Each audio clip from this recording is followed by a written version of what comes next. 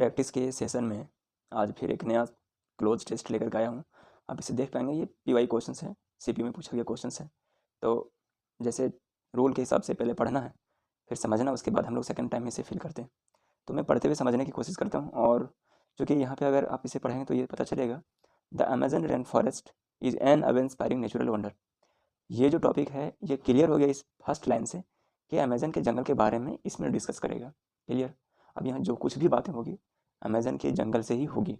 तो अमेजन के जंगल के बारे में पहले से भी नॉलेज है लोगों को, तो उससे समझ में आएगा कि यहाँ पे सुटेबल क्या फॉर्मेट आने चाहिए। एक्रॉस सेवरल साउथ अमेरिका, ये जो फैला हुआ है साउथ अमेरिका कंट्रीज़ में, इसमें शामिल है including Brazil, Peru, Colombia and Ecuador. ये कंट्रीज़ में शामिल है।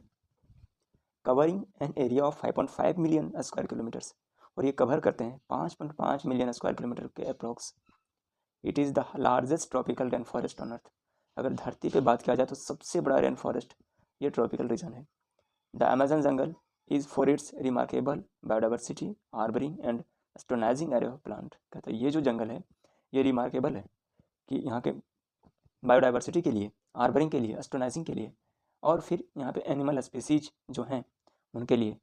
Still being discovered and studied, यहाँ पे आज भी अभी भी खोज होते हैं, डिस्कवर होते हैं, और इसके बारे में अध्ययन किए जाते हैं। आए दिन आप देखेंगे कि अमेजन के जंगल में ऐसे नई चीज़ें पता चलती हैं जिनके बारे में लोग अनजान होते हैं, बेजान होते हैं। आगे चलें।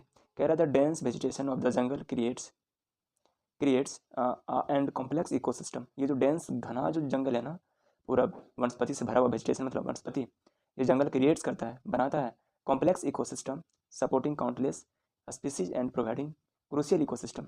और ये ऐसा बनाता है वहाँ के माहौल को कि एकदम से इकोसिस्टम है, और ये प्रोवाइड करता है क्रूशियल इकोसिस्टम वहाँ के स्पीसीज को।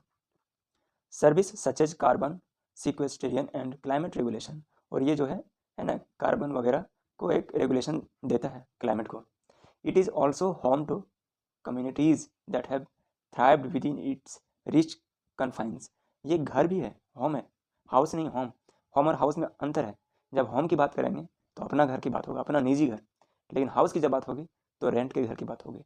अगर आप कभी नानी घर जाते हैं या दोस्त के घर जा रहे हैं या ससुराल भी जा रहे हैं तो वो आपका हाउस कहलाएगा, ना कि होम कहलाएगा। होम सिर्फ आपका बाप का घर ही कहलाएगा, ठीक है ना।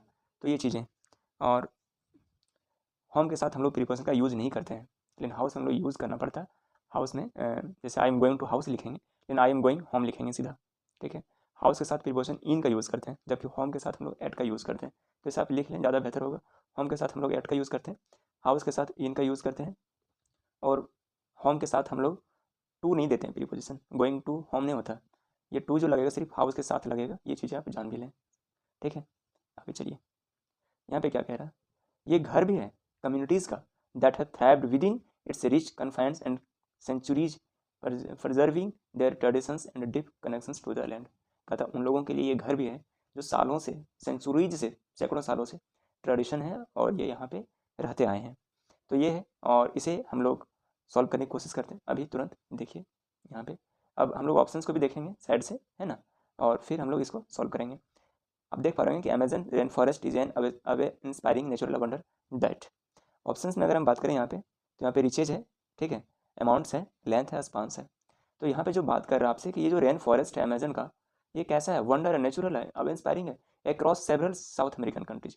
साउथ अमेरिकन जो कंट्रीज है उसमें इतने सारे कंट्रीज आ रहे हैं, उसमें ये फैला हुआ है। तो बहुत बड़ा फैला हुआ के सेंस में हम लोग जो यूज़ करेंगे क्लोज टेस्ट में, एक सेकेंड, जो हम लोग यूज़ करेंगे वो होगा सही, यहाँ पे स्पान्स होगा।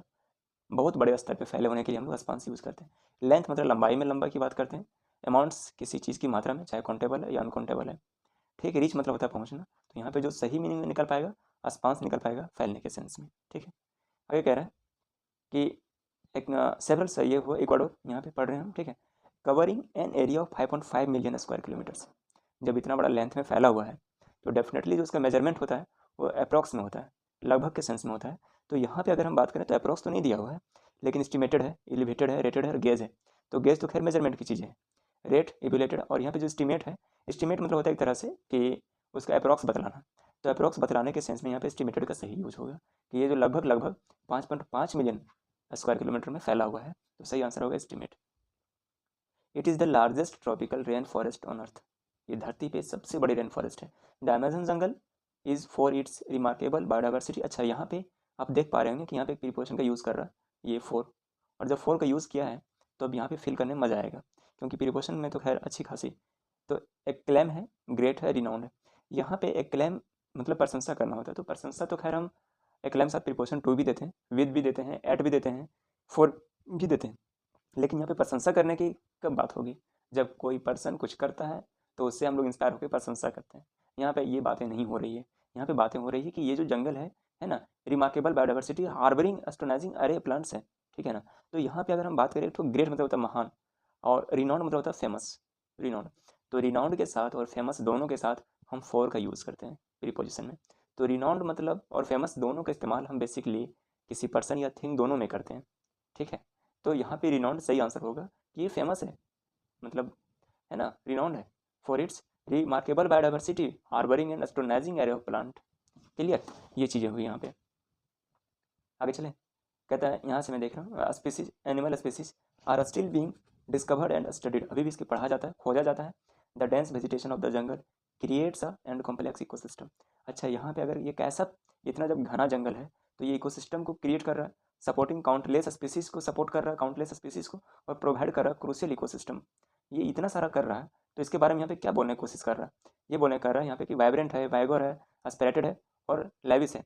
अगर हम बात करें यहाँ पे तो वाइब्रेंट, ये जो वाइब्रेंट है, वाइब्रेंट का मतलब क्या होता है कि एकदम से एनर्जेटिक। ये जो चीज़ें हैं यहाँ पे, ये जो जंग यहाँ पे जो स्पीसीज को मिल रहा है, सपोर्टिंग काउंटलेस स्पीसीज, इसको सपोर्टिंग मिल रहा है, और क्रूशियल इकोसिस्टम जो बना रहा है, कॉम्प्लेक्स इकोसिस्टम बना रहा है, ये वाइब्रेंट है, एनर्जेटिक है पूरा, ठीक है। तो यहाँ पे वाइब्रेंट होगा। आगे देखें, it is also home to communities. अच्छा, यहाँ पे देखिए ऑप्शंस में आपको दिख रहा होगा, इंडिजिनस, एंशियंट, लेट, ऑर्गेनिक। पिछले एक क्लास आया हुआ था, कोई क्लास था जिसमें हमने एंशियंट के बारे में बतलाया था, प्रिमिटिव के बारे में बतलाया था, अर्ली के बारे में बतलाया था। यहाँ पे इंडिजिनस आया हुआ है, तो यही डिफरेंट को समझना है, यही क्लोज टेस्ट है। अगर यहाँ पे आप देखेंगे एंशियंट का मतलब, तो एंशियंट का मतलब होता है क्या कि प्राचीन, पुराने ज़माने से चलते आने वाली चीज़ों को एंशियंट बोलते हैं। प्रिमिटिव में ठीक वही होता है कि एकदम बिल्कुल ओरिजिन को प्रिमिटिव बोलते हैं, जैसे आदि मानव को हम लोग प्रिमिटिव बोलेंगे, ठीक है। लेकिन उसके बाद भी जो चीज़ें आई उसको हम एंशियंट बोलते हैं, ऐसे एंशियंट हिस्ट्री होता है। लेकिन जो इंडिजेनस होता है ना, इंडिजेनस का इस्तेमाल हम लोग करते हैं किसी खास पर्टिकुलर में, बिल्कुल ओरिजिन वाली चीज़ें के लिए हम इंडिजेनस का यूज़ करते हैं। तो अमेजन के जंगल में जो कम्युनिटीज़ हैं, यहाँ पे जो कम्युनिटीज़ की बात किया जा रहा है, ठीक है, जो सेंचुरीज यहाँ पे जो बोल रहा है सेंचुरीज से रह रहा है ना, प्रिजर्विंग कर रहा है ट्रेडिशन से deep connections to the land, उस लैंड से जो अपना नाता जोड़ के रखा हुआ है, तो उसके लिए जो इंडिजेनस का यहाँ पे सही इस्तेमाल होगा, इसका आंसर होगा ये। उम्मीद करते हैं समझ में आया होगा। हम लोग ठीक इसी प्रकार के और भी क्लास से मिलेंगे, तब तक जुड़े रहें हमसे, फिर मिलेंगे।